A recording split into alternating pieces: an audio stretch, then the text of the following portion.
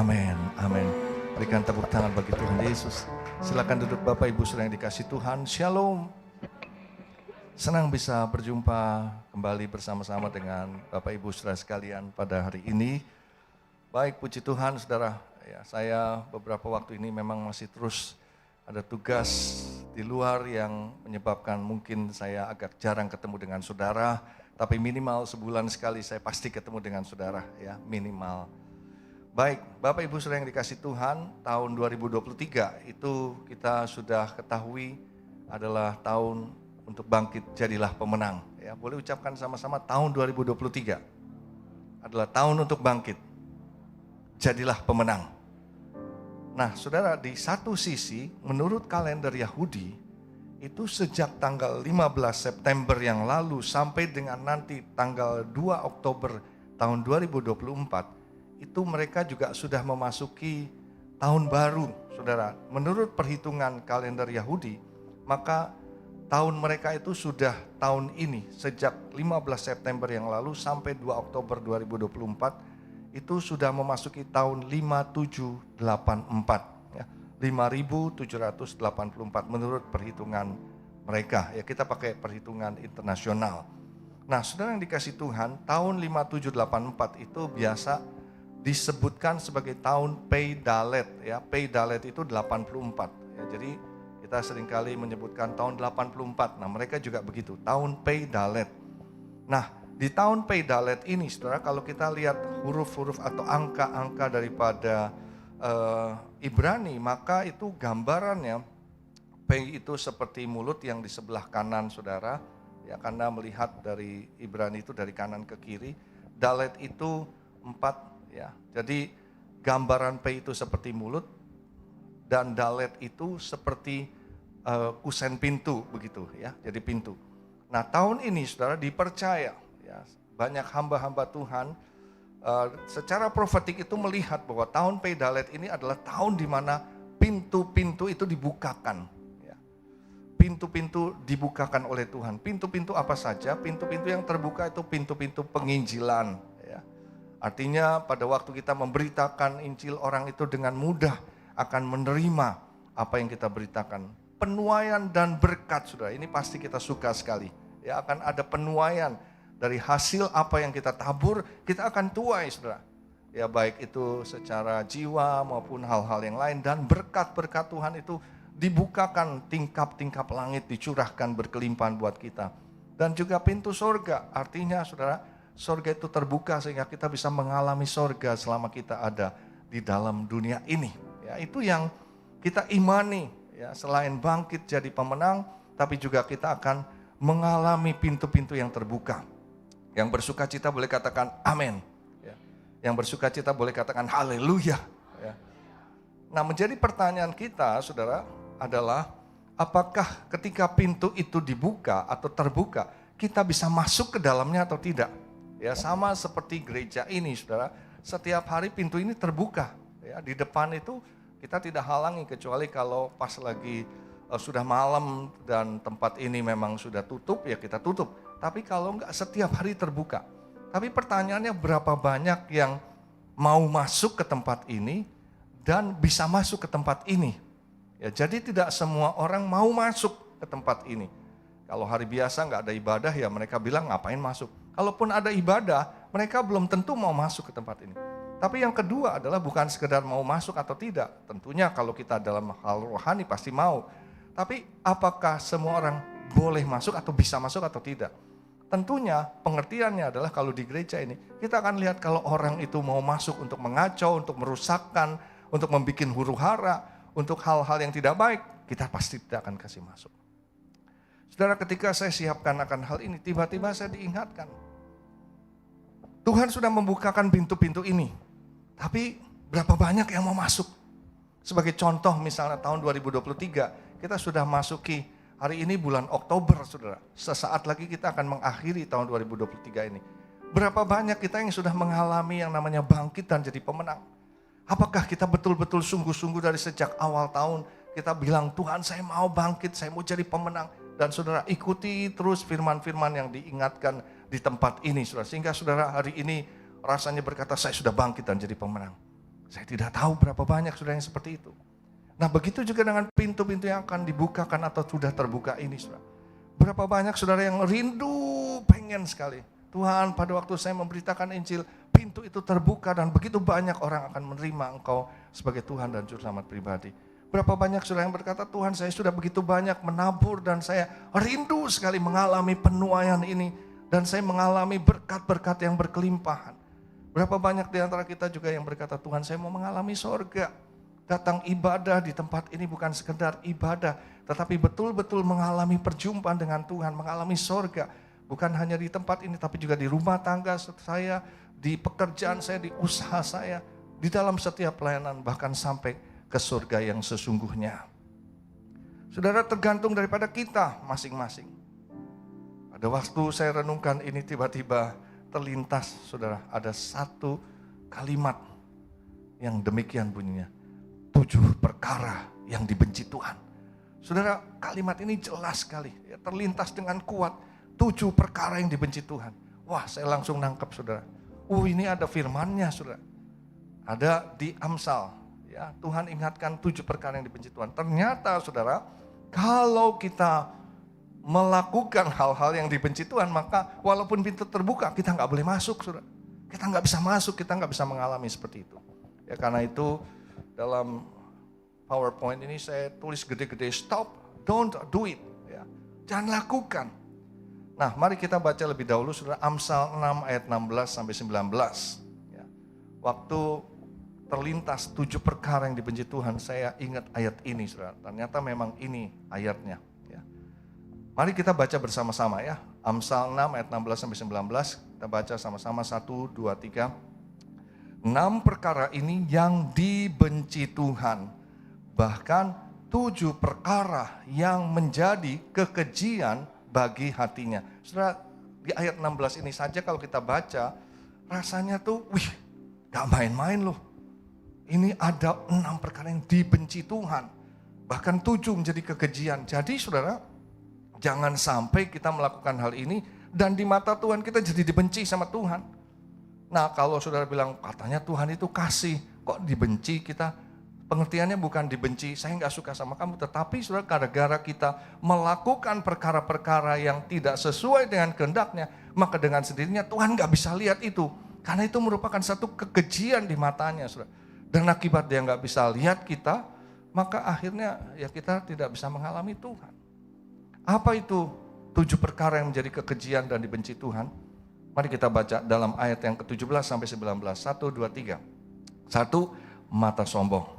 2, lidah dusta. 3, tangan yang menumpahkan darah orang yang tidak bersalah. 4, hati yang membuat rencana-rencana yang jahat. 5, kaki yang segera lari menurut kejahatan. 6, seorang saksi dusta yang menyembur-nyemburkan kebohongan. Dan yang ke-7, yang menimbulkan pertengkaran saudara. Ini dibenci Tuhan, ini menjadi kekejian bagi hatinya. Jangan sampai saudara ya, jangan sampai ada hal yang menurut saudara, masa cuman begini aja Tuhan keji sama kita. Saudara, saya mau kasih contoh. Tapi contoh ini saya harap ya saudara bisa menerimanya dengan hal yang baik ya. Seandainya nih saudara, seandainya ada kue ulang tahun ya, biasanya kan kita, ini saya mesti kasih contoh ini supaya saudara tahu persis ya. Biasanya kita kalau ulang tahun kemarin gereja terus ada kuenya. Nah, singkat cerita lah, katakanlah meja inilah ya, mimbar ini. Ini seperti kue ulang tahun itu. Maaf, saya harus kasih ilustrasi gini supaya saudara tiba-tiba maaf nih saudara ya, maaf. Ada anak kecil pup. Tiba-tiba anak kecil ini, maaf sekali lagi ya, dia pegang pupnya, terus dia deket-deket, aduh aku mau kue intek. Ini yang bekas pupnya nih, di ujung sini aja. Pet gitu ya. Ujung sini aja. Terus kira-kira kita yang lihat seperti itu, kita yang mau lagi potong kue asik-asik, waduh ini anak, aduh dia udah cuman seujung jarinya aja saudara. Aku mau kue ini, terus mamanya lihat kan, aduh jangan, aduh kotor. Ya udah terlanjur, sudah ditempelin ke kuenya. Pertanyaannya saudara, kira-kira kue ini gimana? Kalau saudara lihat, Ada yang mau makan? Di sini nggak kena loh saudara, sini nggak kena. Yang makan adalah yang nggak tahu saudara. Dia makan, habis dipotongin kue makan. Lu nggak tahu ya kenapa nggak tahu? Itu tadi tuh anak itu, dia pas maaf pup gitu, terus dia lagi pegang, terus dia tempelin ke sini. Hah? Wah, langsung saudara. Ya. Tapi saya nggak tahu apakah saudara tenang-tenang aja, saya nggak apa-apa. Ini mah nggak kena, yang sini aja potong yang kena. Ya. Tapi bagi kebanyakan orang saudara ya, dia akan lihat, gue gak mau deh. Loh kuenya ini masih besar loh, yang kena cuma seujung ini. Kita udah gak mau saudara, itu secara manusia. Kita bilang enggak. Kalaupun misalnya ada tukang kue udah seperti itu, kita pasti mau minta ganti, kalau enggak gue gak mau beli. Gitu saudara. Cuman segini, kita bisa gak mau makan saya, udah gak mau. Nah ini yang namanya kejijikan di mata Tuhan. Kadang-kadang kita bilang, Tuhan masa cuman ini aja.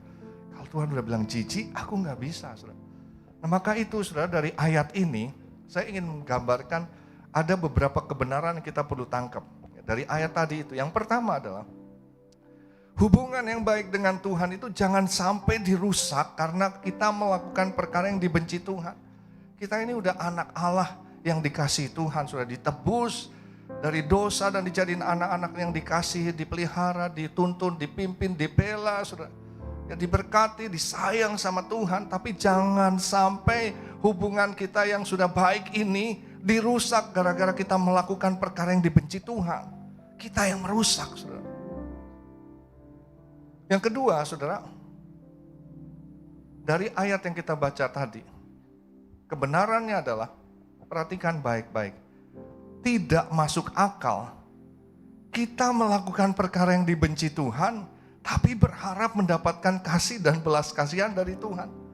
Ini nggak ada kuncinya, nggak ada caranya, istilahnya nggak masuk akal betul-betul, saudara.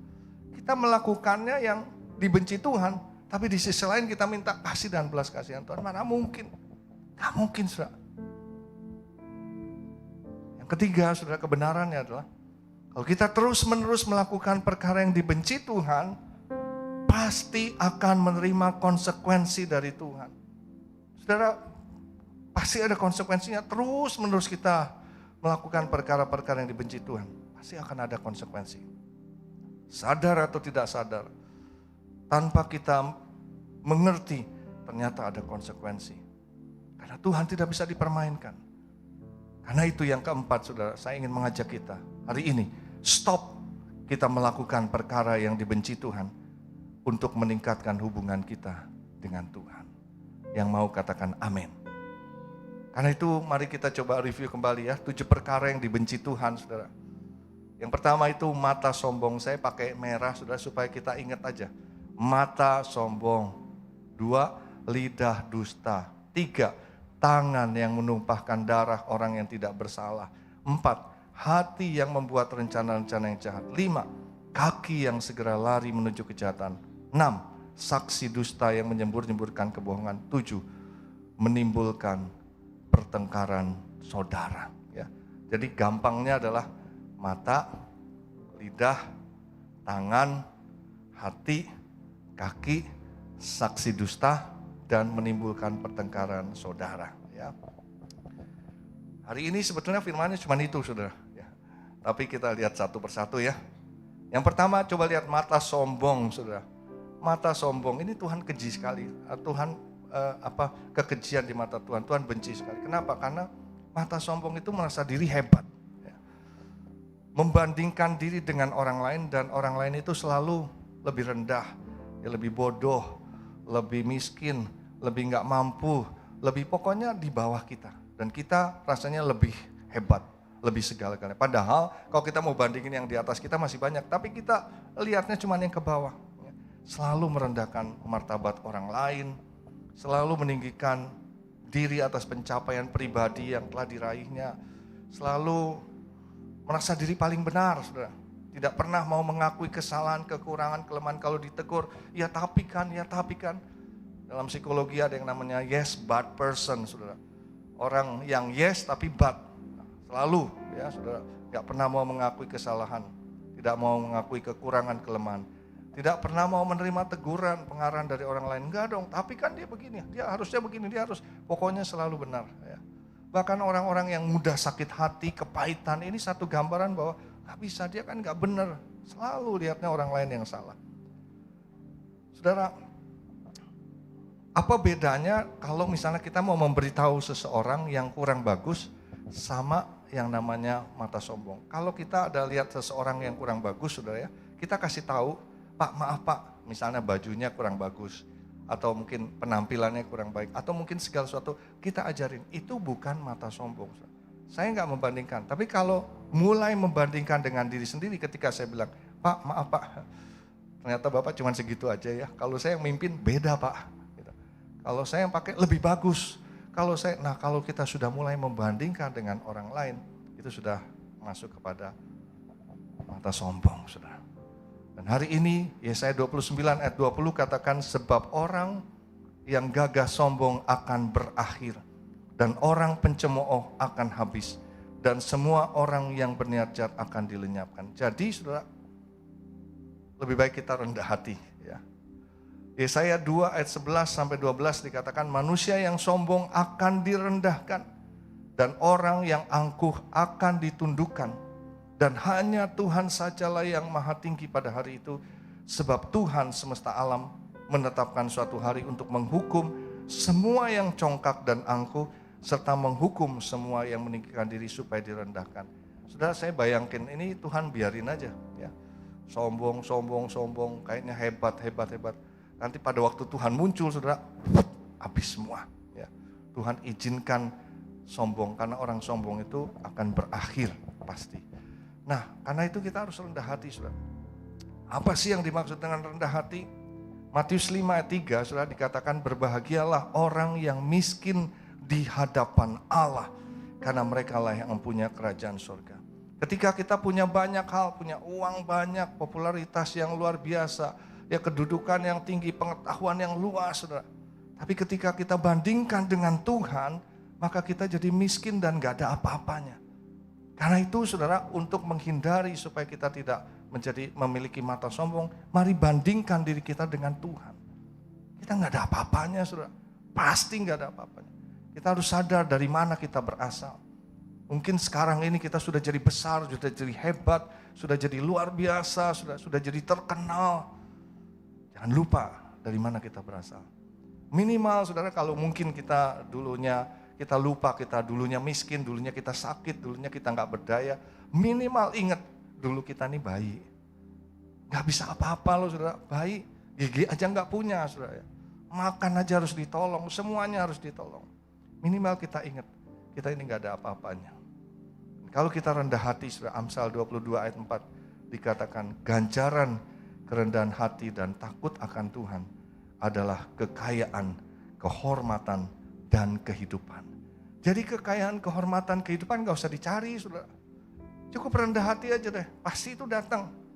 Kekayaan, kehormatan, dan kehidupan. Wah, enak benar Pak. Ya. Tapi untuk bisa jadi rendah hati gak gampang, saudara. Ya. Untuk bisa jadi rendah hati itu gak gampang. Dalam segala sesuatu, dalam pekerjaan saudara, gak usah jauh-jauh, suami istri aja untuk rendah hati itu gak gampang. Ya, untuk saling mengakui kesalahan, untuk menerima satu sama lain kelemahan, gak gampang. Dan untuk rendah hati itu tidak gampang, tapi ada ganjarannya. Dalam pekerjaan, dalam pelayanan, dalam usaha kita, untuk rendah hati gak gampang. Tapi Tuhan janji ada ganjarannya. Ketika kita rendah hati, maka ganjarannya, kekayaan akan datang pada kita. Kehormatan dan kehidupan akan datang. Yang mau rendah hati boleh lambaikan tangan. Terima ya, ganjaran kerendahan hati itu. Kekayaan, kehormatan, dan kehidupan. Yang menerima katakan amin. Yang kedua saudara, lidah dusta. Ya. Lidah dusta. Boleh ucapkan dulu sama-sama, lidah dusta. Lidah itu memang tidak bertulang saudara, tapi dikatakan lidah itu luar biasa. Ya. Bisa membakar seperti api dikatakan, bisa mengobarkan satu permasalahan yang kecil jadi besar saudara. Bisa membuat masalah yang luar biasa. Tidak kebetulan saudara, kemarin Pak Niko tuh di kumpulan para pengerja-pengerja hamba-hamba Tuhan yang ada di GBI Gatot Subroto saudara, itu berbicara mengenai hal ini sangat keras. Ya. Kenapa? Karena dia menemukan, saudara, ada orang-orang yang namanya hamba Tuhan, pelayan Tuhan, bahkan yang sudah pelayanan yang rasanya itu luar biasa. Terbongkar ada lidah dustanya, sering dusta, saudara. Karena itu hari-hari ini Tuhan sedang berbicara. Tadi di Voice of Pentecost juga sama. Ya, Tuhan ingatkan mengenai perkataan, mulut, lidah, bibir kita ini. Saudara, kadang-kadang kita loncer, kita ya hal-hal yang sekecil-kecilnya kita bisa ngomong ya, dusta itu udah jadi makanan sehari-hari, rasanya gak ada rasa salah. Ya. Suka bohong, membual, pura-pura, tidak bisa berterus terang, saudara. Ya. Suka nipu, manipulasi, memberikan janji pengharapan palsu, kadang menyangkal, tidak mau mengakui kesalahan yang udah diperbuat. Bukan saya kok, enggak, padahal dia menutupi diri dari kenyataan yang sebenarnya. Jadi kadang-kadang saudara, dengan lidah ini membuat kita jadi berdosa. Ada peringatan dari Tuhan Yesus ketika kita masih terus menggunakan lidah untuk dusta. Yohanes 8 ayat 44 dikatakan, iblislah yang menjadi bapakmu, saudara. Dan kamu ingin melakukan keinginan-keinginan bapamu. Ia adalah pembunuh manusia sejak semula dan tidak hidup dalam kebenaran. Sebab perhatikan baik-baik, di dalam iblis itu tidak ada kebenaran. Di dalam dia tidak ada kebenaran. Apabila iblis itu berkata dusta, ia berkata atas kehendaknya sendiri. Sebab iblis itu adalah pendusta dan bapa segala dusta. Jadi saudara, hati-hati kalau kita masih terus dusta-dusta, maka kita mesti tahu bahwa di dalam kita ini sebetulnya ada iblisnya. Ya. Bukan saya yang ngomong saudara ya, tetapi firman Tuhan. Iblis itu jadi bapak kita. Karena itu mari kita hentikan, stop. Jangan mau kita dikuasai oleh iblis. Dan luar biasa saudara ya, mengerikan sekali kalau kita masih terus dusta. Wahyu 22 ayat 15 dikatakan, tapi anjing-anjing, yang dimaksud anjing di sini bukan anjing beneran gitu saudara ya. Anjing orang-orang yang munafik itu saudara ya. Anjing-anjing dan tukang-tukang sihir, orang-orang sundal, orang-orang pembunuh, penyembah-penyembah berhala, dan setiap orang yang mencintai dusta dan yang melakukannya tinggal di luar. Ini bicara mengenai masuk surga atau tidak masuk surga. Orang-orang yang tadi itu termasuk yang mencintai dusta dan yang melakukannya gak masuk surga. Sudah bilang masa sih Pak? Karena ini kekejian di mata Tuhan. Kadang-kadang kita pikir Pak, boleh gak bohong dikit lah. Ya pura-pura bohong-bohong dikit. Dusta dikit, dusta putih, dusta abu-abu. Saudara, ya kalau mungkin kita jatuh dalam dusta itu mungkin ya seperti kayak Petrus begitu ya. Sekali jatuh ya masih bisa lah. Tapi kalau misalnya setiap orang itu mencintai dusta itu, artinya di mana-mana dia udah loncer mulutnya, udah nggak rasa lagi bersalah dengan dusta-dustanya dia. Ini bahaya sekali. Ada waktu Petrus itu jatuh dalam dusta, itu dia karena dalam posisi yang ditekan. Ya. Dia bilang, Tuhan saya nggak kenal dia. Ya, siapa? Sampai 3 kali, saudara. Tapi setelah itu dia nyesel. Nah ini orang yang benar, saudara, yang nggak biasa jatuh dalam dusta itu sekali bohong dia nyesel. Ya. Kita juga mungkin seperti itu. Nah itu masih benar. Ya iblis coba berusaha membuat kita dusta dan kita sempat jatuh. Tapi setelah itu kita kembali lagi, kita minta ampun sama Tuhan. Tapi jangan jadiin kebiasaan, saudara. Karena kalau setia atau tetap mencintai dusta dan melakukan, maka kita akan tinggal di luar. Yang ketiga, saudara, tangan yang menumpahkan darah yang tidak bersalah. Ya. Saya kasih gambar pisau sama tangan, saudara. Ini tangan ini tapi ada kekejian, ada kekejaman, saudara, lewat tangan kita ini. Ya, dengan sengaja membuat orang lain mengalami kerugian dan kecelakaan. Ini ada. Saudara jangan pikir misalnya, masa sih Pak. Ada, saudara. Ya, biarin dia nggak untung, biarin dia ngalamin, biarin dia malu dengan tangannya, saudara. Dengan sengaja melakukan teror, penindasan, penyiksaan yang terus-menerus kepada orang lain. Manipulasi untuk keuntungan diri sendiri kepada orang lain. Mengambil hak dan kebebasan orang lain dengan paksa. Dengan sengaja mengorbankan orang lain demi kepentingan dan keuntungan pribadi. Saudara, kadang-kadang tanpa kita sadar, ya, kita menjatuhkan orang, membuat orang lain tidak berdaya. Karena gara-gara tindakan kita. Matius 7 ayat 12 katakan begini. segala sesuatu yang kamu kehendaki supaya orang perbuat kepadamu, perbuatlah demikian juga kepada mereka. Itulah isi seluruh hukum Taurat dan kitab para nabi. Ini satu peringatan buat kita, saudara. Kadang-kadang kita tanpa sadar, kenapa ya anak saya begini? Kenapa ya kok pekerjaan saya begini? Kenapa ya? Karena apa yang terjadi pada kita sesungguhnya, itu yang terjadi, yang kita kerjakan pada orang lain. Saudara, kalau nggak mau ditipu, jangan tipu orang lain, begitu intinya. Kalau nggak mau dipukul, jangan pukul orang lain. Kalau nggak mau difitnah sama orang lain, jangan fitnah orang lain. Apa yang kamu kehendaki supaya orang perbuat kepadamu, perbuatlah demikian. Tapi orang lain, Pak, seenaknya aja, ya biar aja orang lain. Nanti mereka akan mantul sendiri. Tapi jangan balas. Jangan lakukan yang setimpal dengan kesalahan. Seperti Tuhan tidak melakukan yang setimpal. Kalau Tuhan diejek-ejek lalu dia marah, waduh levelnya itu rendah sekali, saudara. Tapi kadang-kadang kita mengalami satu kondisi yang harus merelakan. Ya. Pride kita, ego kita, kepentingan kita itu, ya sudahlah, ya mau diapain. Orang lain berbuat jahat sama kita. Tapi ketika kita bisa menerima akan hari ini, kita tidak melakukan, dan Tuhan akan memperhitungkan kita. Karena kalau kita melakukan kekejian di mata Tuhan, habis. Ya. Tapi kalau kita melakukan yang berkenan, Tuhan masih bisa tolong. Kita mau diinjak-injak, kita mau difitnah, kita mau dilakukan yang jelek sama sekali. Yang menghabiskan segala sesuatunya. Tapi Tuhan masih bisa pulihkan.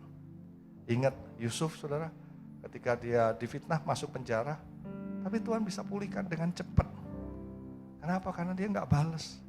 Difitnah sama kakaknya, pada waktu kakaknya ketemu dia sudah jadi Perdana Menteri, dia nggak balas, saudara. Waktu kakaknya bilang, Yusuf, dia kakaknya bohong, saudara. Yusuf, papa bilang pesan kalau misalnya ketemu sama kakak, kamu harus ampuni ya. Yusuf tahu nggak papahnya ngomong seperti itu? Dia nggak tahu, saudara. Tapi Yusuf tidak punya hati. Dia bilang kepada kakak-kakaknya, apakah aku pengganti Allah? Sehingga aku harus menghukum kamu. Kamu mereka-rekakan yang jahat untuk aku. Tapi Tuhan telah mengubahkan jadi hal yang baik buat aku.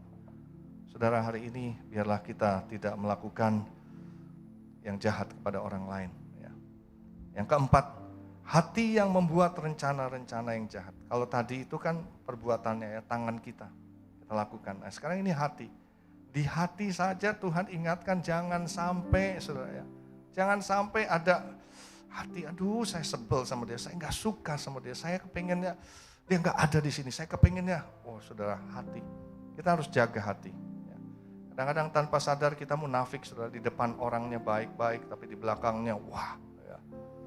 Kita kadang-kadang seneng ngelihat orang lain susah dan susah untuk melihat orang lain senang. Ya. Hati yang senang melihat orang lain susah dan susah melihat orang lain senang itu bahaya, saudara. Ya, artinya begini. Kalau lihat orang lain susah, seneng banget. Syukur lu itu seneng ya ngelihat orang lain susah. Tapi kalau susah ngelihat orang seneng, orang berhasil, dia langsung bilang begini, itu kan karena korupsi, itu kan karena dia kenal ini, itu kan karena dibantu, itu kan, wah saudara, itu namanya seneng ngelihat orang susah, tapi susah ngelihat orang seneng, saudara. Ya kita mestinya susah kalau ngelihat orang susah dan seneng ngelihat orang senang. Hatinya bersih. Enggak ada hal-hal yang dengki, hal-hal yang mengarah kepada kejahatan. Amsal 4 ayat 23 katakan, jagalah hatimu dengan segala kewaspadaan. Kita harus jaga, saudara ya. Artinya jangan sampai terluka, jangan sampai ada hal-hal hati yang motivasi yang enggak benar, hati yang pengen mengarah kepada kejahatan. Jaga dengan kewaspadaan, karena dari situlah terpancar kehidupan. Hati seseorang itu bisa dilihat dari wajahnya, saudara. Ya.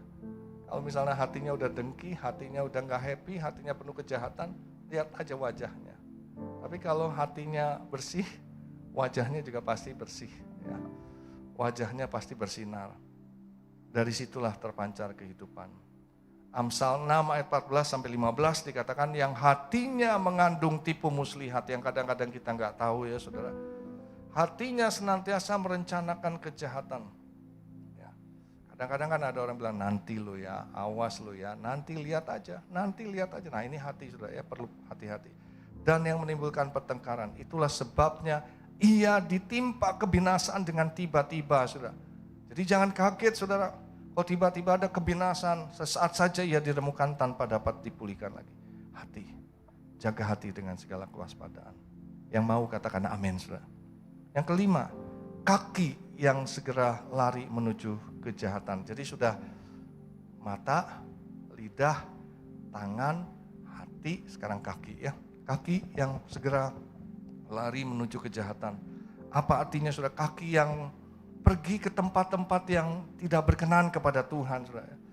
Kaki yang tidak setia saudara. Kaki yang maunya, ngapain sih di sini? Udah pergi aja deh. Itu gambaran mungkin saudara tidak melakukan kejahatan, tapi ini satu gambaran dia pergi ke tempat-tempat yang sebetulnya tidak seharusnya. Kaki yang menyimpang dari kebenaran. Kaki yang tidak tahan kalau dia tidak melakukan kejahatan saudara. 1 Samuel 2 ayat 9 katakan begini. Langkah kaki orang-orang yang dikasihinya dilindunginya. Tetapi orang-orang fasik akan binasa. Mati binasa dalam kegelapan, sebab bukan oleh karena kekuatannya sendiri seseorang berkuasa. Ya saudara, kadang-kadang lebih kepada kita nih nggak tahan sudah di satu tempat tertentu ya. Kita rasanya pengen melangkah. Kadang-kadang kita udahlah ya, minta pembelaan orang, minta supaya kita dibenarkan saudara. Ada rasanya nggak tahan dalam mengalami satu situasi kondisi yang tidak enak dalam kehidupan kita. Tapi Tuhan ingatkan, tenang saja. Kalau kamu setia, kamu menetapkan langkahmu sesuai dengan kehendak Tuhan, maka langkah kaki orang yang dikasihinya dilindunginya. Gak akan jatuh tersandung, gak akan masuk ke dalam lubang, saudara. Tuhan akan melindungi kita. Yang keenam, saudara, saksi dusta yang menyembur-nyemburkan kebohongan. Apa bedanya lidah dusta dan saksi dusta? Kalau lidah dusta itu kita yang berdusta, saudara. Ya kita ditanya sesuatu, kita menyangkal.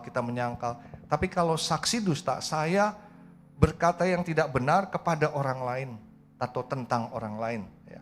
Berkata tidak benar tentang orang lain kepada orang lain, menjadi saksi. Ya jadi kalau dipanggil, menurut kamu gimana? Iya Pak, betul. Ya pada waktu zaman Yesus kan ada saksi dusta banyak. Ya dipanggilin orang, iya ini dia waktu itu ya bilang dia anak Allah, waktu itu dia bilang begini, waktu itu sampai Yesus itu sepertinya dihukum. Hari-hari ini saudara kita perlu hati-hati. Jangan sampai membuat cerita atau keterangan palsu sehingga orang lain dirugikan. Saudara. Jangan sampai memfitnah. Jangan sampai menjatuhkan orang lain dengan kebohongan kita. Jangan bikin black campaign. Saudara. Ya kalau misalnya jangan pilih dia sebabnya begini atau begini begitu. Ya mungkin dalam kehidupan kita sehari-hari banyak ya. Kalau saya sih gak bakalan pilih. Karena dia begini-begini itu banyak terjadi di pekerjaan kita, saudara ya, di usaha kita, di bisnis kita. Kamu tahu nggak kalau kamu beli barang dia nanti begini. Kita bikin black campaign, saudara. Amsal 19 ayat 5 katakan, saksi dusta tidak akan luput dari hukuman. Orang yang menyembur-nyemburkan kebohongan tidak akan terhindar. Saudara ingat ya, saksi dusta mungkin dia bisa berdusta tentang kita. Menceritakan yang tidak baik tentang kita, diemin aja, karena dia tidak akan luput dari hukuman. Ya. Dan kebohongan itu tidak akan terhindar. Amsal 19 ayat 9, ini ayatnya sepertinya sama ya, tapi bedanya di bawahnya itu saudara. Saksi dusta tidak akan luput dari hukuman, orang yang menyembur-nyemburkan kebohongan akan binasa. Tadi tidak akan terhindar dari apa? Dari hukuman, tapi ujungnya adalah binasa. Terakhir adalah orang yang menimbulkan pertengkaran saudara. Ya. Ini gara-gara kita saudara, orang lain jadi rusuh, saudara, keluarga jadi ribut saudara. Ya. Gara-gara kita menyampaikan berita yang tidak baik, yang satu bilang begini, yang satu bilang begitu, akhirnya yang tadinya rukun jadi ribut saudara. Hubungan antar saudara jadi terganggu, terpisah karena diadu domba. Kadang-kadang kita bermuka dua, buat curang, akhirnya jadi ribut semuanya saudara. Serakah. Kita mencari-cari persoalan, seringkali membuat yang tadinya damai-damai, saudara. Kalau kita datang yang tadinya damai jadi pecah, hati-hati. Ya. Bisa jadi kita jadi yang menimbulkan pertengkaran, saudara. Tapi kalau yang tadinya ribut, rame-rame, terus kita datang jadi rukun, ini betul. Karena kita adalah orang-orang yang dipanggil untuk membawa damai, bukan untuk membuat pemisahan. Saudara, hari ini Firman Tuhan mengingatkan kita, ya, kalau kita menimbulkan pertengkaran antar saudara. Amsal 6 ayat 14 sampai 15 dikatakan, yang hatinya mengandung tipu muslihat, yang senantiasa merencanakan kejahatan dan yang menimbulkan pertengkaran, itulah sebabnya ia ditimpa kebinasaan dengan tiba-tiba, sesaat saja ia diremukan tanpa dipulihkan lagi. Saudara, hal-hal ini kita sudah pahami sebagai yang merupakan kebencian di mata Tuhan dan menimbulkan kekejian. Karena itu sekali lagi saya mengajak kita stop, don't do it. Yang pertama, mata sombong, lidah dusta, tangan yang menumpahkan darah orang yang tidak bersalah, hati yang membuat rencana-rencana yang jahat, kaki yang segera lari menuju kepada kejahatan, saksi dusta yang menyembur-nyemburkan kebohongan, dan yang menimbulkan pertengkaran saudara. Biarlah hari ini sudah menangkap sesuatu bahwa Tuhan ingin kita mengalami yang baik, bukan hanya di dunia ini saja, tapi juga sampai pada kekekalan. Tuhan ingin memberkati kita, Tuhan ingin kita mengalami hal-hal yang indah selama kita ada dalam dunia ini. Tapi jangan sampai kita rusak karena kita melakukan kekejian atau hal-hal yang dibenci di mata Tuhan. Tapi sebaliknya, marilah kita tingkatkan hubungan kita dengan Tuhan dengan menghindari hal-hal yang dibenci oleh Tuhan. Amin. Mari kita berdoa.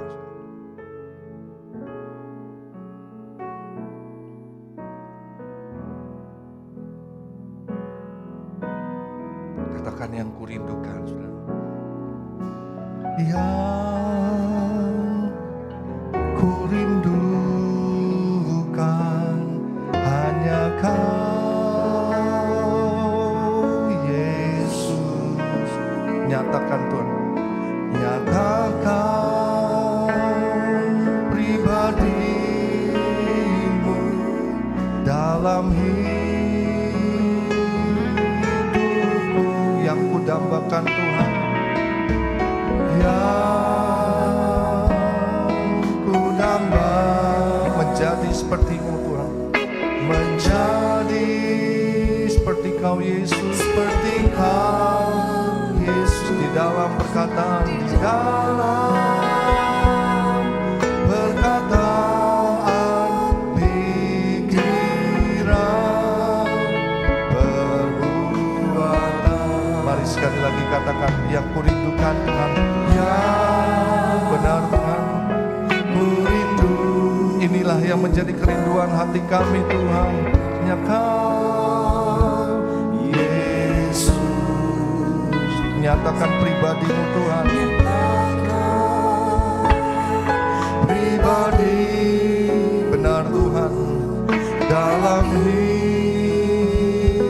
hidupku yang kudambakan Tuhan, yang kudamba menjadi seperti Kau Yesus, menjadi seperti Kau Yesus di dalam perkataan, pikiran dan perbuatan, pikiran, perbuatan. Katakan menjadi seperti Kau, menjadi seperti Kau. Ini yang menjadi kerinduan kami Tuhan, menjadi benar Tuhan seperti Kau Yesus, menjadi sempurna dalam seluruh hidupku, menjadi seperti Kau, menjadi seperti Kau. Ini yang menjadi kerinduan kami Tuhan, kami mau seperti Kau, di dalam masyarakat amin, sempurna dalam seluruh hidupku. Bapak Ibu Saudara yang dikasihi Tuhan, apa yang telah menjadi kehendak, pesan, isi hati Tuhan telah saya sampaikan pada pagi hari ini. Sesungguhnya Tuhan ingin menuntun, memimpin kehidupan kita, memasuki di tahun Peidalet ini, mengalami pintu-pintu yang terbuka, pintu penginjilan, pintu penuaian dan berkat, pintu surga untuk kita semua. Namun seringkali tanpa kita sadari, kita terhalang untuk masuk, karena kita masih melakukan apa yang jadi hal yang dibenci Tuhan, yang menjadi kekejian di mata Tuhan.